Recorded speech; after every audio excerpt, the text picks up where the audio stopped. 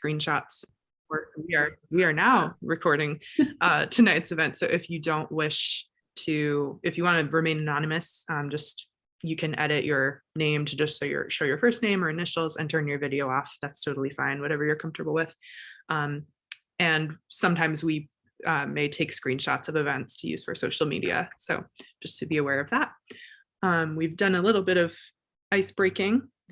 So I'm going to go ahead and move on to, already sort of did these intros, but our wonderful panelists who represent a really broad range of experience in the field, who are all parents and have generously agreed to share their time with us tonight. So we have Eileen, who is recently retired after, I think you said 37 years, ending with Capital One, a whole wealth of variety of experiences. Alison, who is returning to the workforce after taking some time off to care for her children and has completed a cybersecurity certificate and is currently looking for her first role in that area. Haley, who is a head of product at Epon Technologies here in town, and Kara, who is a data consultant with Impact Makers. I'll let them talk a little bit more about their background, but just as a quick overview, that's who I'm going to be chatting with tonight. I am planning on leaving some time at the end of our discussion for questions from the audience. So I don't know how the speakers feel about this, but I have a list of questions and topics that I'll just sort of loosely try and guide us through, but I know the main thing I want to hear about is your own experiences in sort of navigating work-life balance, if you took time away or if you worked throughout the time that you've been raising children. I think this is just a really excellent opportunity for everybody to hear from a variety of people's career backgrounds and experiences. So really appreciate everybody who's here to listen and participate, and our panelists for chatting with us. Also, just a reminder, kind of Zoom best practices. If you're comfortable, feel free to keep your video on. If not, or if you don't want to be recorded, that's fine to turn it off. Also, please try and remember to mute yourself when you're not speaking so we don't have a bunch of background noise going on. Just a quick little bit about Women Who Code before I shift into our discussion too. Our mission is inspiring women to excel in technology careers. Our vision is a world where diverse women are represented as technical executives, founders, VCs, board members, and software engineers. Just a quick reminder about our code of conduct. Everyone is welcome, but we don't tolerate any harassment in any form. You can click this womenwhocode.com/code of conduct link if you want any more information. And you can keep in touch with us on Meetup to find out about our future events. We welcome everyone, and now is an especially good time actually. While we are still all virtual, you have meetups available to you from around the world because all the Women Who Code events are currently virtual.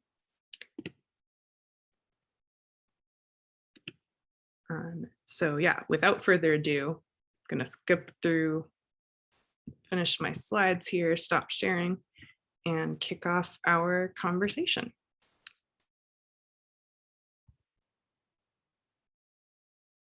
Okay, did I successfully unshare my slides? Great, thank you. All right, so just to start off, and I don't know if any one of our panelists wants to kick us off or if I should pick on people, but maybe tell everybody just a few sentences about your career background. We put up bios, but not everybody may have seen on the Meetup event.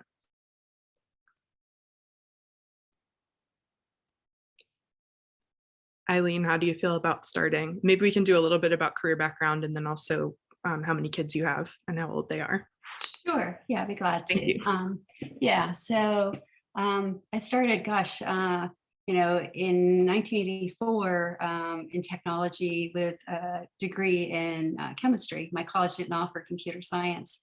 And so my first job was, running these big old programs on mainframes. Wasn't real interesting, but at the time, this was before personal computers and they just started to come out, and it turned out my employer wanted me to like somebody to learn about it. And I said, I'll take a few classes. And I got hooked. I was like, if I didn't have to use punch cards, I was like, okay, I'm all about this, personal computers, and ended up getting my master's and really never looked back. So it was sort of like a turning point in my career where, the opportunity came up in school, at work to take these classes. So, I did I had a couple jobs with technology firms up in McLean. I worked there for a number of years. And when I look back on it, I was thinking, at the time we would build software and then we'd have to travel around. And I traveled around the country installing the software and training people on how to use it. So the whole concept of the internet and everything, you had to install the software on people's computers.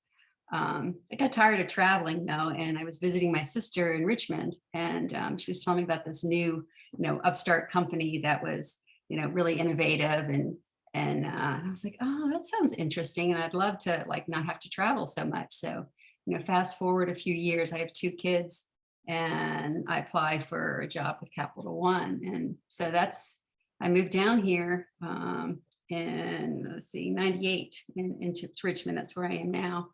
And started working for Capital One, did that for a few years, and kind of got to the point, which I know we'll talk about later, just the juggling with family and career.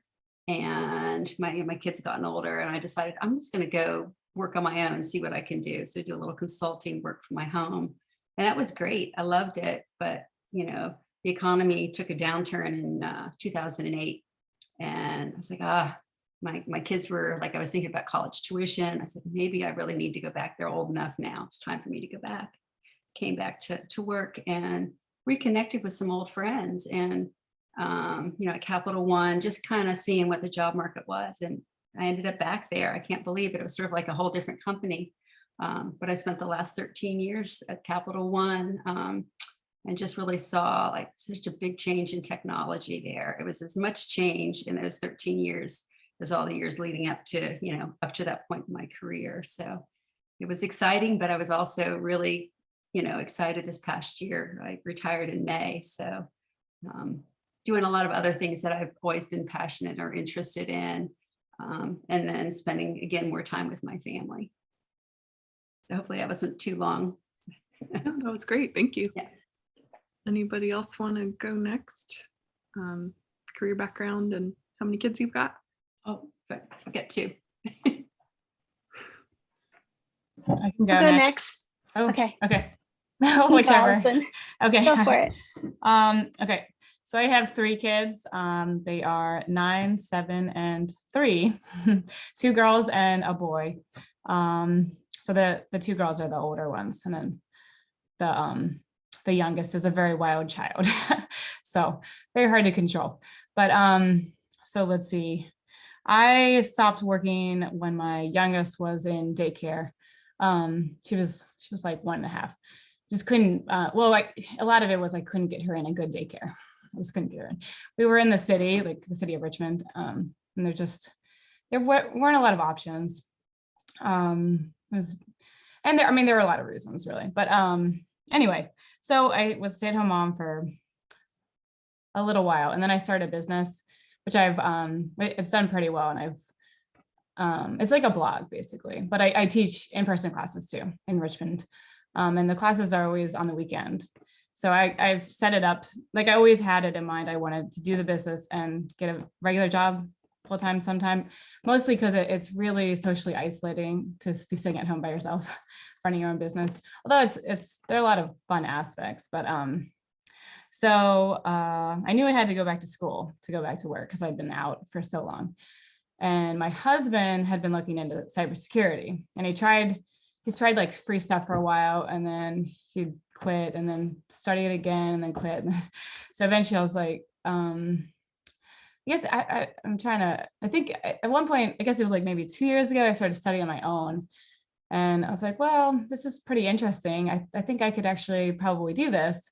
And he has a job where he can't go to school when keep his job. It's like, it's not compatible. He does like weird shifts and stuff because he's a police officer. So it just doesn't work. So anyway, I did it with a kind of in mind to help him through the process and maybe get a job too, hopefully get a job too.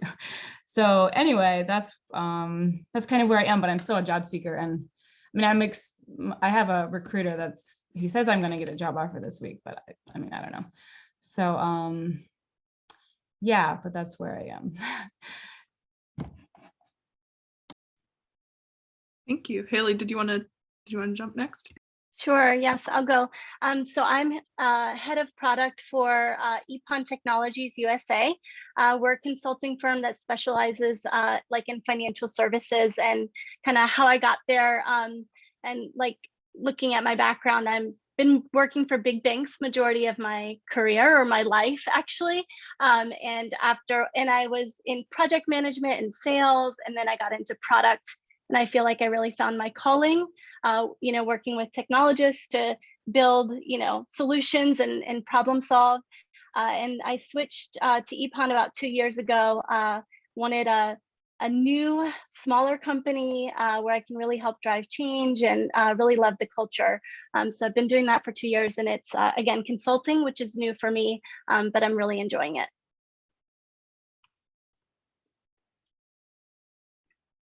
Awesome. Thanks, Haley. Wait, did you tell us how many kids? How many kids do you have? Oh, I did not. Thank you. So I have 2 boys who are in elementary school, so 10 and 6 years old. And then Kara, I think you're last. I think so. Not Okay, least. I'm Kara, actually, like a car. I'm gonna start. Everyone was mentioning about their college majors earlier, and I started college not sure what my major was going to be. I was choosing between electrical engineering and computer science, but I ended up not graduating, so it didn't really matter. But EE classes were really hard and not that interesting, which is part of why I left. And then I ended up being a psych major at a very small liberal arts college, which was much more interesting, but I also didn't finish that. A lot of things were going on. And so then I kind of dropped out of college and then dropped out of life and lived on a commune for a while when I had my first child. But then I came back in, I was doing some customer service and managed to move into reporting and data analysis that way. I was doing a lot of Microsoft Access work with VBA. And then I was working at a small insurance company. I was an analyst in the underwriting department. And then I ended up taking a 13-year career break, which wasn't really the plan. But I ended up homeschooling. By then I had 3 kids, and I homeschooled the younger 2 for a while, and did finally go back and finish a degree in data analysis. I relaunched my career 3 years ago-ish. Had a couple of temporary jobs, and yeah, just landed 4 months ago as a data analyst / business analyst with my current company, Impact Makers. I think that's everything. Yeah, and you said 3 kids. 3, Thanks. yeah. And I'll just say my kids the youngest is 18 now, so they're not uncontrollable. Okay, so some of you sort of already answered this, but I'm wondering, kind of 2 parts. Were you working outside the home when your children were born or adopted? And then if there's anything you want to share, if you were working outside the home at the time, about your experience taking maternity leave, accommodations that were and weren't offered by your workplace, and things like that. And anybody can jump in.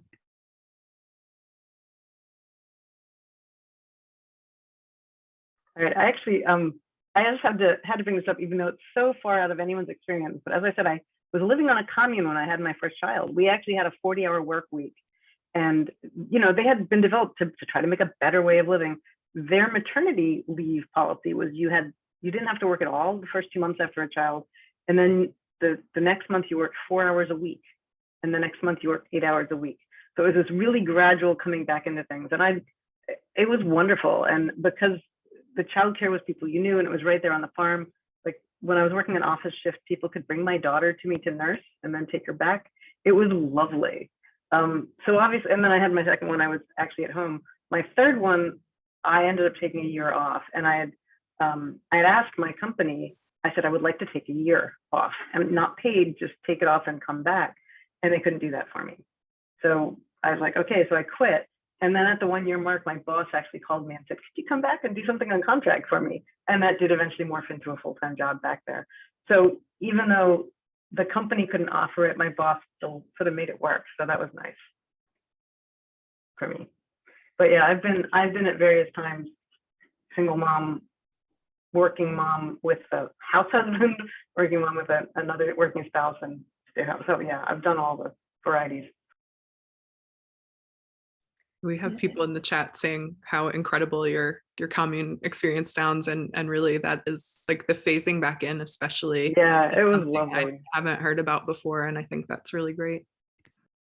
Yeah, it made me think of a wise woman gave me advice, like when I was going back, to like go back starting on like a Wednesday, I think it was, so that I didn't have to do a full work week the first week back, because it's very hard when you're separated from your baby in the beginning. So that was really great advice. I think, I worked all the way up until the day of.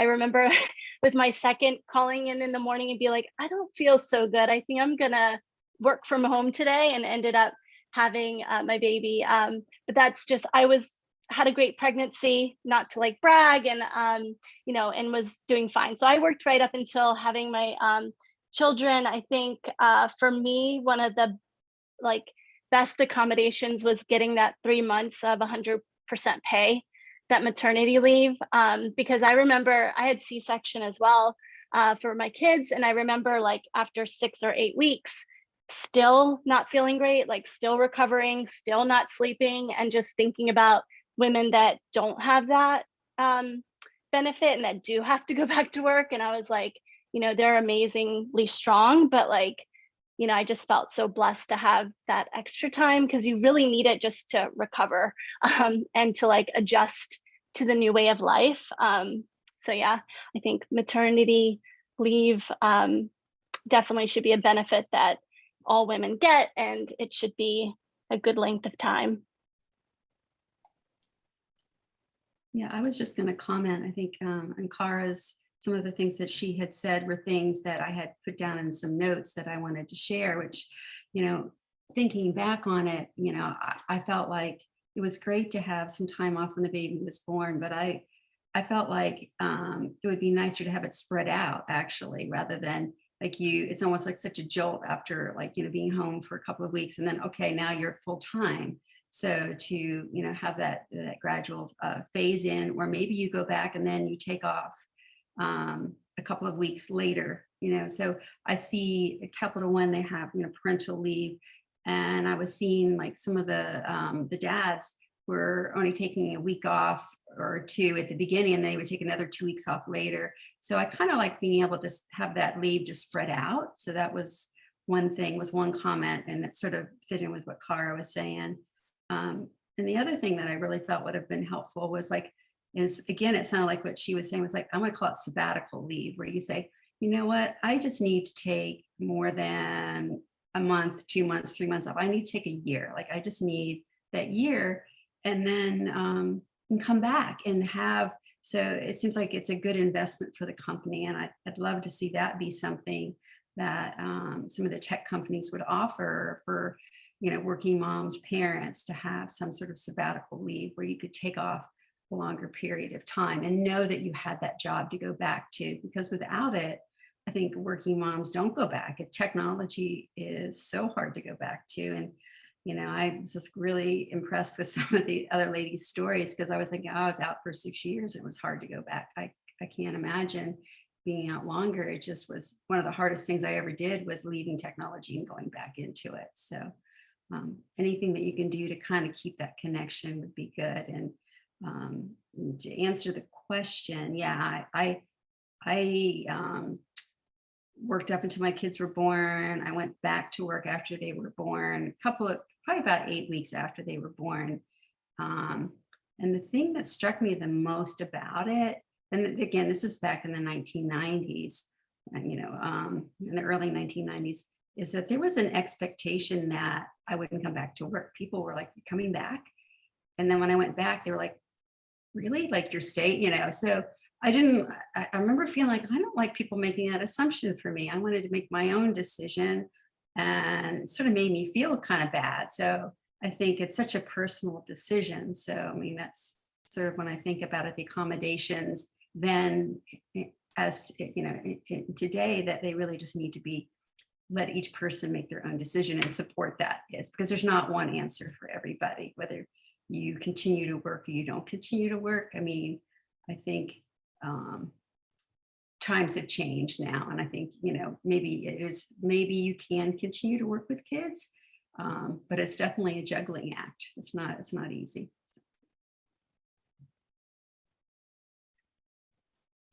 I think that's a really good point, Eileen, about kind of how people's attitudes and policy interact and inform each other, that maybe if there was more of a cultural idea of expecting people to drop out and not come back, then why would you bother putting into place policies at your company that are supportive of working women, right? Which then makes it more difficult for women who want to stay. Any other thoughts on that question, or should we move on? Okay. And of course, like if people think of things later on, any other accommodations that you wished workplaces had offered or do offer now, for example. So next, I'm wondering how becoming a parent has impacted your career and your relationship with work.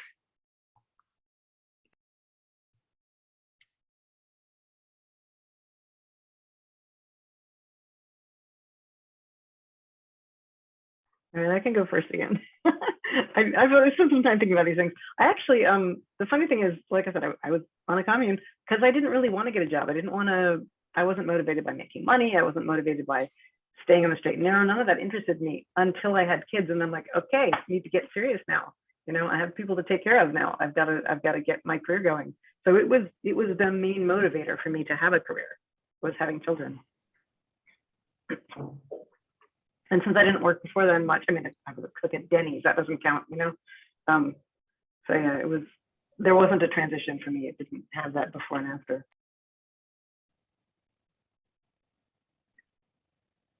Yeah, I'll kind of add on to that to say, you know, I had worked for 6 years before I had kids. So I had a good amount of work experience, and I had no idea that once I had kids, that they would always be the first thing that was on my mind when making a decision about work. You know, where I was going to work, how many hours I was going to work. You know, that's always, it's like before you had kids, you had no idea that that was going to be, like in your case, the motivating factor. It was motivating, but it was also a consideration. But before that, it was like, oh, what am I interested in? What do I want to do? I'm going to go pursue this or that. And that totally changed once I had kids.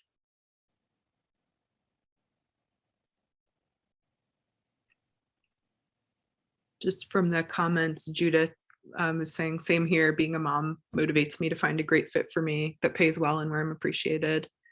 So hearing a common thread for sure of no longer were decisions about my career only about me because they impacted my small humans, right? So coming back around again to kind of accommodations in the workplace for parents, we talked a little bit about maternity leave and when your child has first arrived. But what about when your kids have grown beyond infancy? What accommodations did you or did you not have access to at various points in your career? I know someone, I think it was Alison, mentioned part of the impetus for her staying home for a while was that she couldn't get her kids into a good daycare. So access to childcare as an example. And kind of going along with that, what do you think would be important accommodations that workplaces should consider adding to better support mothers and parents in the workplace?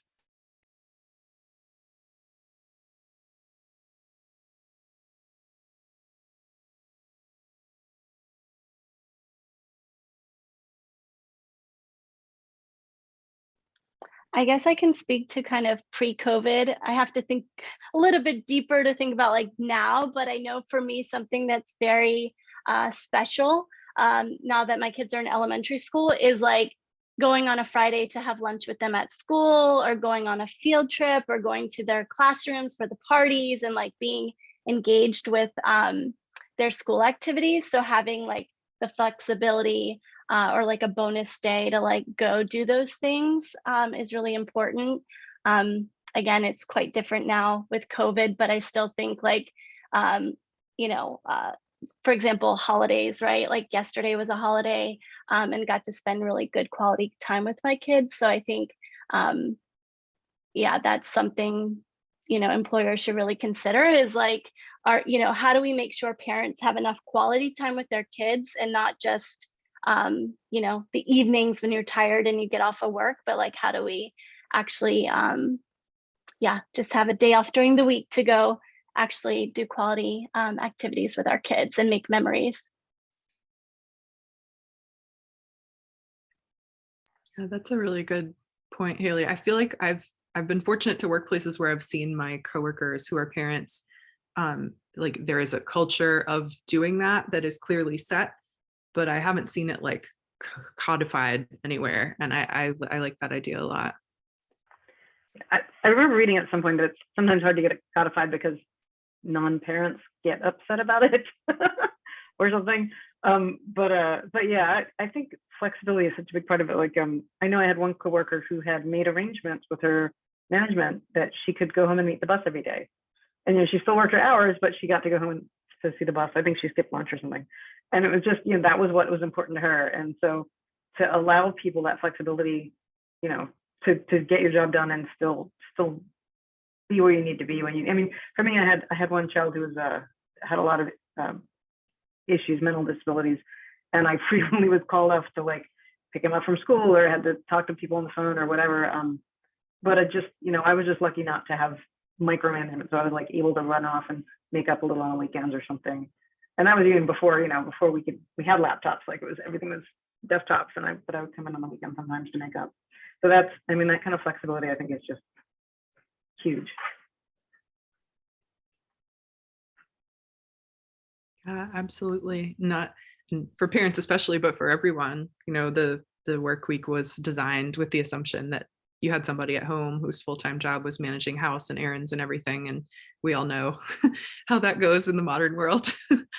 Okay. I actually, this was and I want people to know, folks who are jumping in the chat, I see your questions and I will ask them or give you an opportunity to ask them yourself at the end. I'm not ignoring you. There's so many good questions in there. I wanted to ask more specifically, one of my colleagues in Women Who Code kind of posed this question. There's more and more companies that are starting to go remote, kind of COVID, I think, kicked that off even harder than that trend that was already happening, and then are revamping their benefit packages as a result. Some places I've seen this are offering childcare stipends or other related perks. What do you guys think about that? Is that something that would make a job a lot more attractive to you, or something else along those lines? Yeah, I worked at Capital One before, and they had something, it was like a flex spending account for dependent care. And so you could put in kind of tax-free money, and they matched up to, you know, $1,000 or $1,500, which is a lot of money, even though daycare is, as we know, like college tuition for a year. But yeah, I think that's actually a really good benefit to help parents out, because daycare is very expensive, and especially if you're working from home, it's, you know, you still need it, right? So yeah, that would be good.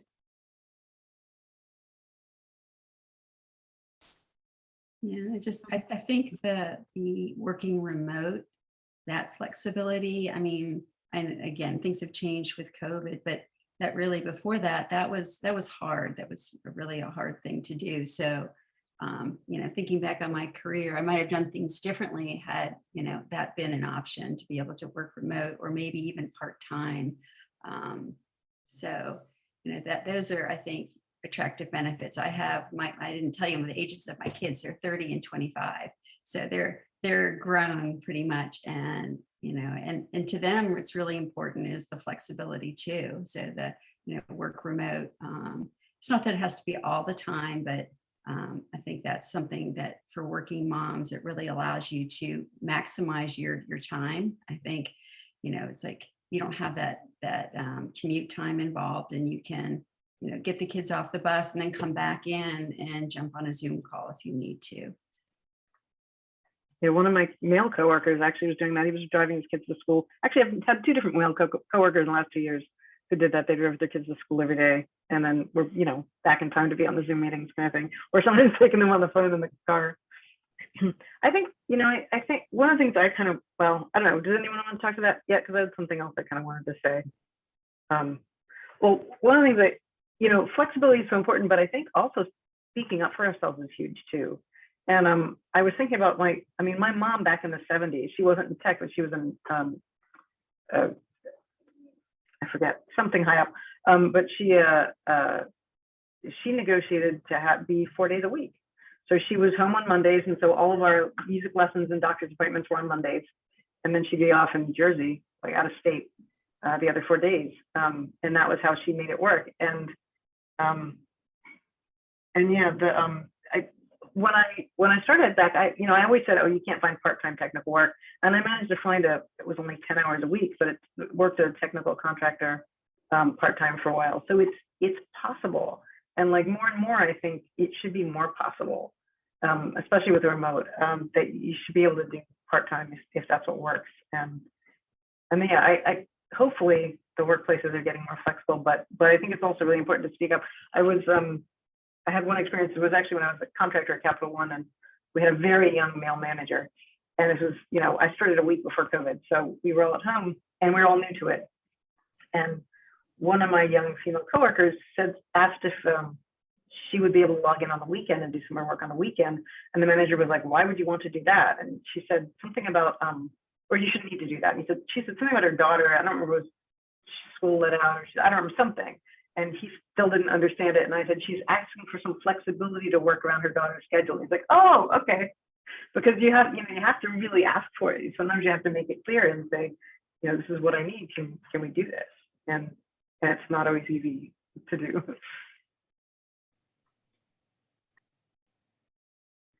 Yeah, especially if this is actually, Cara, thank you for the perfect segue into my next question. Especially in organizations where there are fewer women, or fields where there are fewer women present, right, to maybe make those things salient. So no secret, right, the Women Who Code exists in part because men still outnumber women in the tech world. We're working to change that, but haven't caught up yet to closing the gap. So I'm wondering if there is anything specific any of you think of regarding being a mother, a parent, and working in tech that you think is important for us to talk about.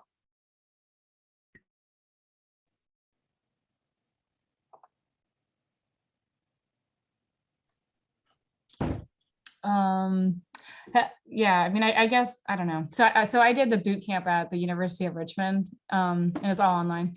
My 2-year-old sat in my lap a lot during the class because it was bedtime. The class was from 6:30 to 9:30.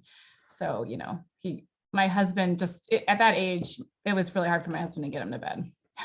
But I don't know.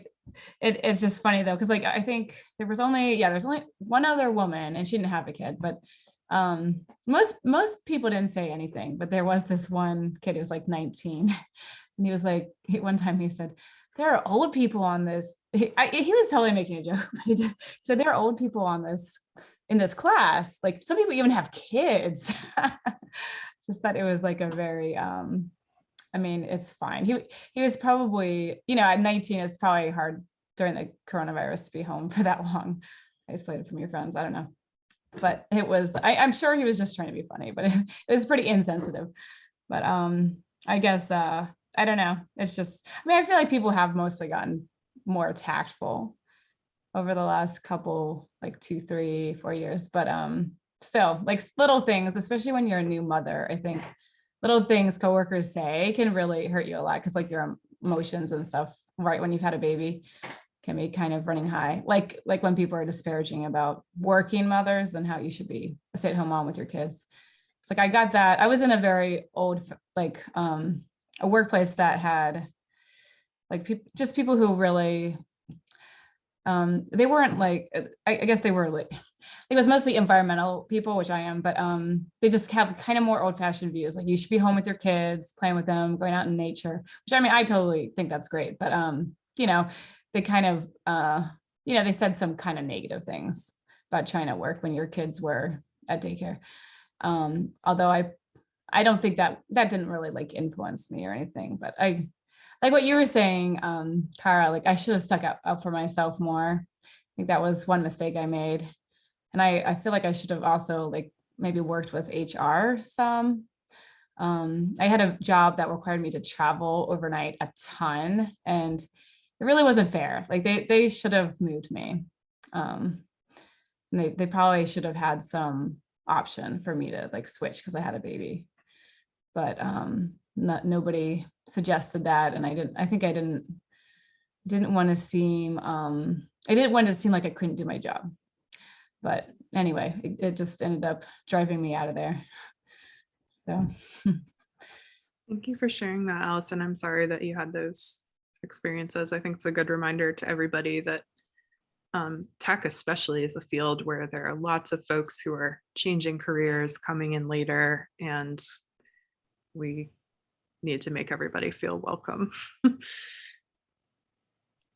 Yeah, I was thinking that we talked about communication, like sticking up for yourself, but it's communication all around, both with your partner, you know, when you decide to have a family. I think you need to kind of talk with them as well. I mean, definitely talk with your manager, because there's going to be points in your career where you're like, you know, for now, this other thing's more important. And I remember having a conversation with my husband and like, you know what, like whose career are we pushing right now? We can't push both careers at the same time. We can't both have number one priorities. And we had to kind of make a hard decision to say, well, okay, so we're going to push your career now, you know, and my chance will come, you know, later. And just to communicate, I mean, it was just much clearer when like the kid got sick or something happened very suddenly. It's like, okay, like, you know, if you've got an important meeting and I have a meeting, but we've decided your career, it's like, it was easier to make those decisions. So communication, both with your partner as well as with your manager. And if you can find a mentor, that would be really helpful. I found it, I think someone said about like kind of being isolated. It really, tech can be kind of an isolating career for women because there's not as many. And I love seeing all these faces here, you know, where you feel comfortable sharing some of that kind of information and how you feel, because you feel like you're always trying to. I remember when I was saying like they didn't think I was going to come back. I felt like I had to prove myself. Like, well, wait a minute, like that's my decision. And so you end up doing that, and then you're not really fully yourself, because I put up a big wall. It's like, you know, it's like no, nobody passed this wall because you know you don't get it. So yeah, tech is hard, and I think, oh, there he is. So communication, I just think all around is really important. For working moms. Yeah, I guess I was lucky that I mostly was a data analyst in a department, not in tech. So there was still more men than women, but not as severe probably where I was.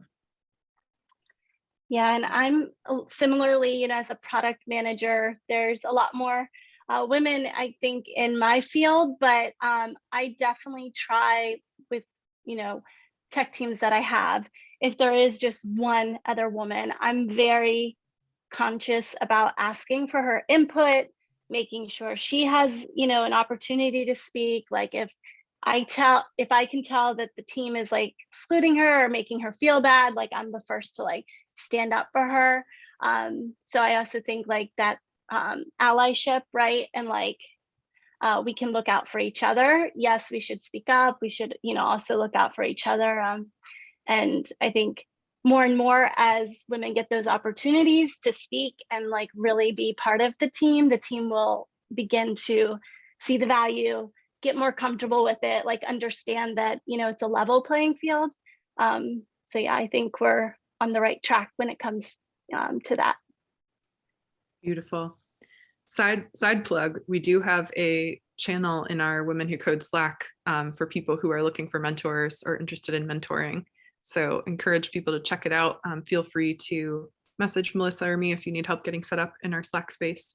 And also, this is all great. Thank you all for sharing. I've been thinking as you guys are talking as a sort of side question, because you mentioned allies, Haley, what can men and non-parents do to help? What are things that we should be talking about in our workplaces or making sure we do to help our parent coworkers, folks we manage, have an easier time? I think I would just say, like, to be sure to ask for their input, help them be heard, and ask how they're doing, right? Like, mother or father at home, like, we're going through a lot. So just check in and see how they're doing, and you know, find ways to help them when you can. Yeah, and I would say that, you know, if possible, if the employers have like a range of options, right? When you start having, like, if you're talking with your manager and you're struggling, if there's a range of options, just to make those available so that you can, you know, keep your employees. Because I know that's one of the big problems is women drop out and they don't come back to the workforce. And then they have to, you know, it's really hard hiring good people. So, you know, I think just encouraging parents to know that, you know, there are options and there are things that they can do, and it doesn't last forever. Your kids do grow up, and, you know, it's usually, I think back, there's a period of maybe 5 or 6 years when it's just really chaotic. That's all I've got to say, is if you have more than one kid, it starts to get really chaotic when they get to want to play with friends or need to be at sporting activities, or you need to be at some school meeting. So but it's just for a certain period of years. So yeah.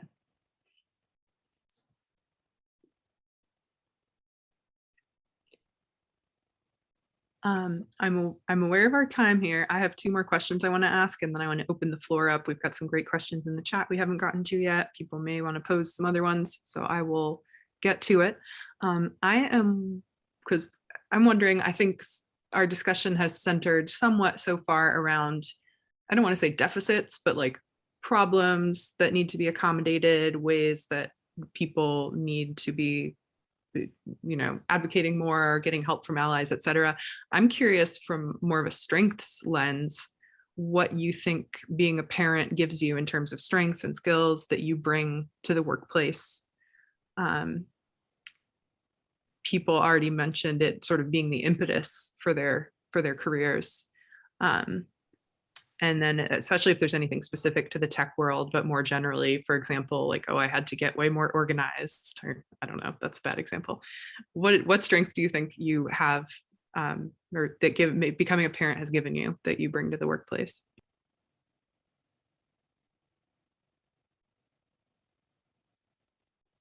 I would say perspective and definitely like prioritization. I mean, really thinking about what's important and letting go of the things that aren't.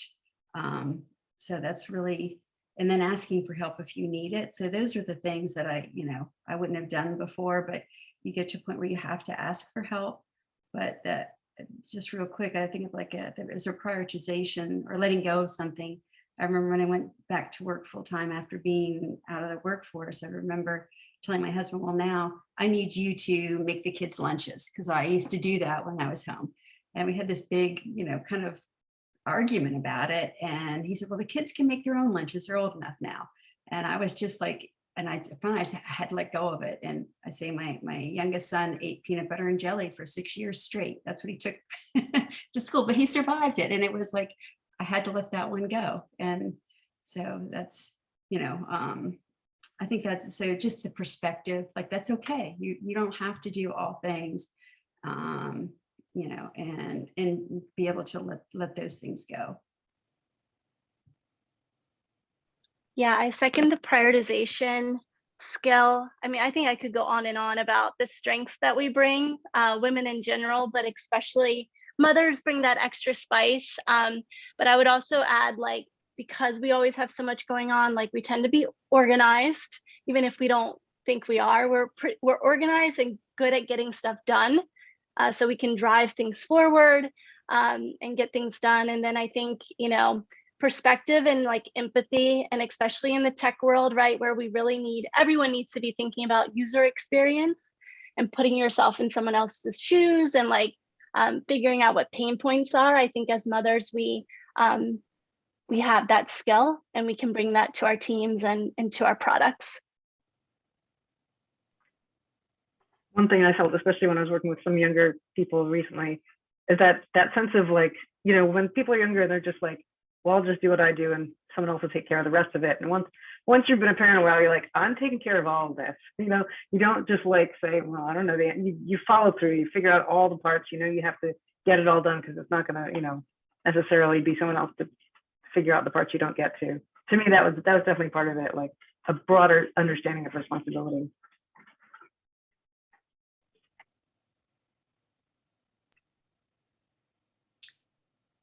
I'm also wondering, what are some ways that you folks balance home and work life?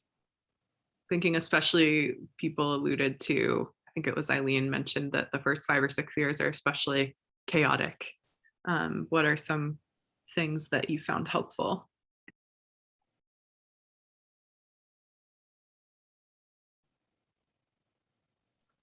Yeah, I think Eileen talked a little bit about balancing, you know, especially with another person in the home. But I mean, there's so many things you have to do to kind of balance. You know, like I said, sometimes you sneak off at your lunch period to do something, or something that just slipped my mind. I can't remember. But yeah, my husband and I would also sort of negotiate. It's like, okay, I have this meeting I can't miss today. Can you stay home with the kids the first half and then we swap off? And you know,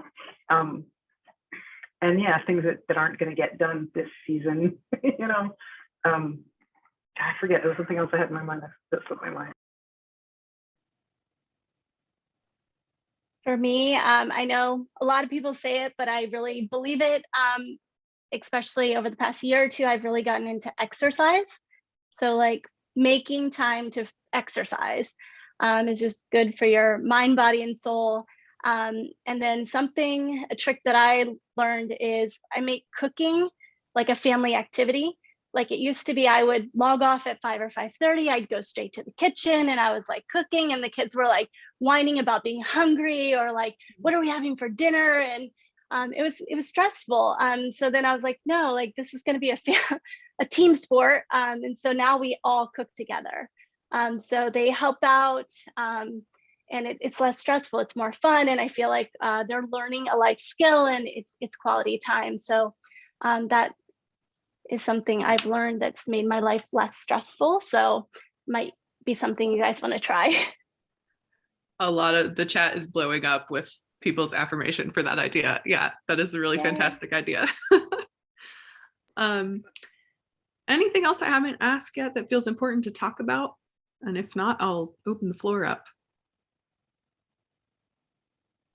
So my last thing on my notes was, having it all means doing it all, and it's tiring. It's really tiring. It just is. I don't think there's any way around it. Although I remember the thing I did for myself, it was when I was a single mom specifically, I'm a slob in general, but I started making sure that before I went to bed, I cleaned the table, and then I would come down and see a clean table, and that just made my day. Like that was a good routine for a while when I was single. It was just the one chaos you could control, I guess, in a day for me. I was going to say one of the things to help me find balance is, I want to say small steps is and it's sort of like your clean table analogy, where, you know, you have these tasks that seem so daunting and so big. And so, you know, just like I would break it down, like, you know, what pieces can I get done, and just do a little piece each day.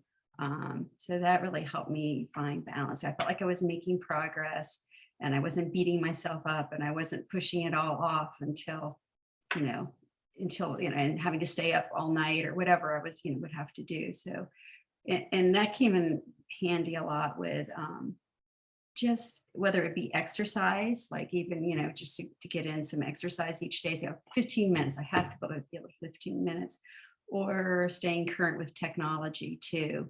It's like, okay, I got up a little bit earlier, and so just to study or read, because that was one of the big challenges I found, was trying to stay current with technology. Things were always changing. And it's like, how do I get this latest certification? How do I study? And just break it down into small steps. Like, don't feel like you have to chew it all at once. Just, you can do it if you just kind of make a little bit of forward progress each day. I would say a big thing to me is or an important thing is to hire help. So like maybe it's a housekeeper. They're generally not nearly as expensive as you would think. People can come and clean your whole house, organize it, everything. Like we just had one. I wish I had her start earlier, but she started last week, and we're like, oh my gosh, this is so worth it. We don't really fight about it, but it's just, I get annoyed and it's harder to concentrate. Like I'll walk to my desk, and if it's messy, it's just, I can't, I do concentrate, but I have to turn my white noise on and everything. Now I don't even need my white noise. So it's just like that clutter is gone. So I guess I'm not that neat naturally either. Well, not anymore. I used to be, but and if it's a babysitter, like on the weekends, so you can go on a date night or just, get your hair cut, whatever.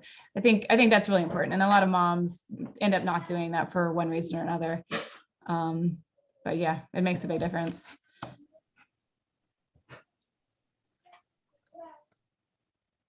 So much wisdom in this discussion, Melissa. I'm very glad you recorded. So we have had lots of wonderful questions in the chat. And if anyone needs to go and has a hard stop at 7:30, I know that's what we advertised and we're almost there. But for folks who are willing and able to stay on and want to ask some questions, now's the time. I'll start looking through the chat because there were some good ones that haven't been asked yet.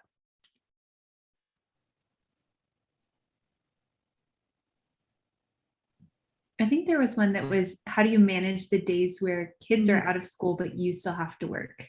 I feel like that's a really good one for pandemic work from home. Yes.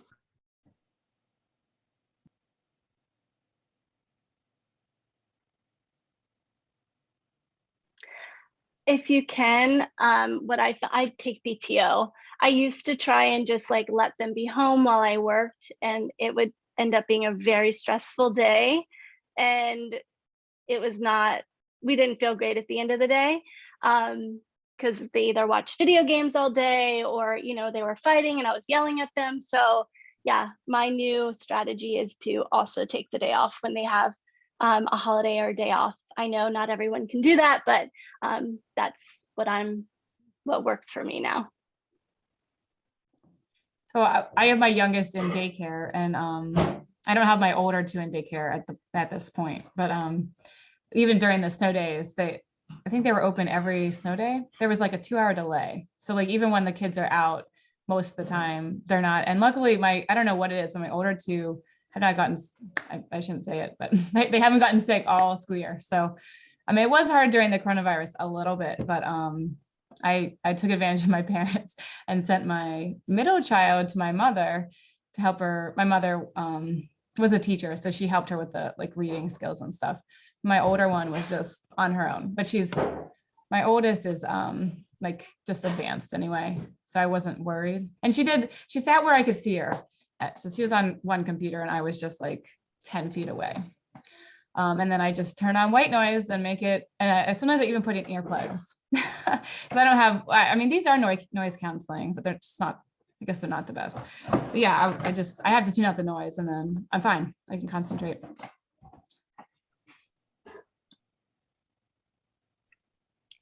We have a question in the chat. Someone's wondering about any tips for advocating for yourself in the workplace. So thinking about things like flexibility, maternity leave, benefits.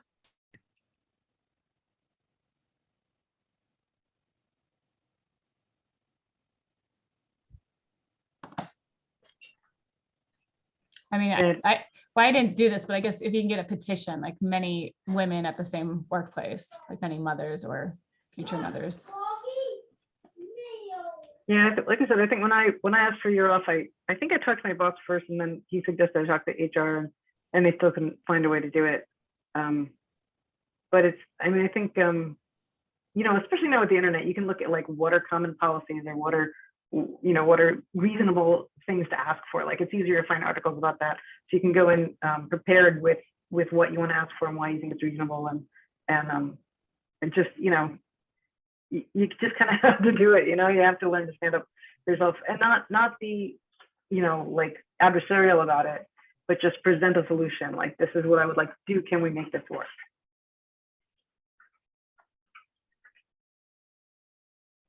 I think that's a great point of coming in prepared with a solution and leading with that, because as people have pointed out, it's difficult to find and retain good employees. So any good employer should want to work with you on that.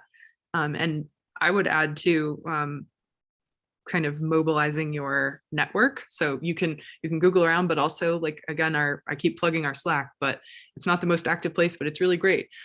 If I were wondering something like that, I might use the Slack as a place to feel out like, hey, I'm kind of needing X and wanting to ask my employer about it. Am I being unreasonable, or how would you go about asking for this? I think it can be really helpful to get that validation, especially when you're just starting out in your career. And I think sometimes too, as women, we're socialized to not ask for as much as we need or you know, ought to have in these contexts, the help that we need. So sometimes, for me anyway, personally, sounding it out with someone else to know going into a conversation that I'm nervous about, that I'm asking for something that is legitimate, can feel really helpful for me and my confidence.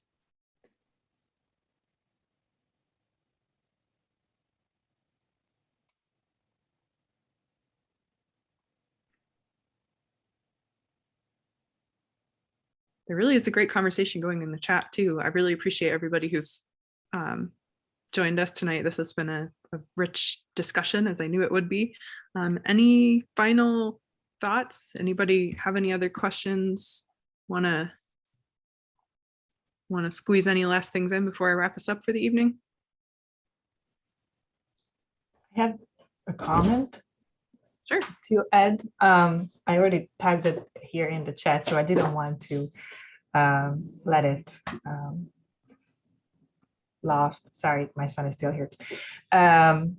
So I'm just curious what you think. That I have this observation that the discussion at the workplace is shifting to a way that it is, or the employers are more apologetic about like bringing your personal life into work a little bit more, like having that flexibility that, you know, you log off for like 2 hours in the middle of the day and then you go back and then you still get your work done, and they're not going to question you you have been, because the work is done.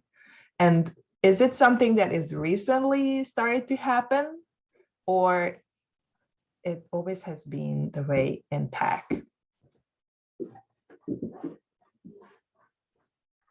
Or is it even true? I think it's a company culture thing. I think there's always been, you know, some managers who micromanage and over control, and some managers who are more trusting. I think that's part of what makes a company the good fit, right fit for you. Kind of thing that's hard to figure out in an interview. But, okay. So yeah, I'm also thinking that, like, listening to all what you have said is that is helping me to have a description of the kind of company and the job that I'm looking for, what I'm needing from the workplace. Mm-hmm. Thank you. And if it can be helpful too, I think, to look around. There are sites like Glassdoor where people can leave reviews of companies they work for, keeping in mind that people who are posting probably either had a really bad or really good experience, right? Yeah. So take it with a grain of salt. But I think you can get a good sense of culture from that. And then to, like, I'm just going to continually harp on Slack and a network, but part of why I love Women Who Code so much is having a network among the many other benefits for women specifically, but for anyone, like, that's who you go to. You go to your professional network. Oh, hey, I know this person who knows this person who works at this company that I'm interested in. I find that those kind of behind the scenes interactions are where you can really get the dirt on whether a place will be a good fit for you personally or not. Thank you. Yeah, thanks everyone for all the great questions and interaction. Thank you so much to our 4 panelists, to Alison, Cara, Haley, and Eileen for so generously sharing your time and your background with us tonight. I know everybody is saying thank you in the chat, lots and lots, and I second, third, fourth it. Really hope that folks will join us for our future events. Keep an eye on our meetup page, keep an eye on our Slack. And I hope everyone has a wonderful evening. Thanks again so much for joining us. And thank you for hosting tonight, Renee. Great job. This My is pleasure. wonderful. Thank Everybody. you for co-hosting. Did nothing. You Thank you all. recorded. Yes. There you go. Have a good night. Thank Thanks. you. Good night. Take care. Bye. Thanks everyone.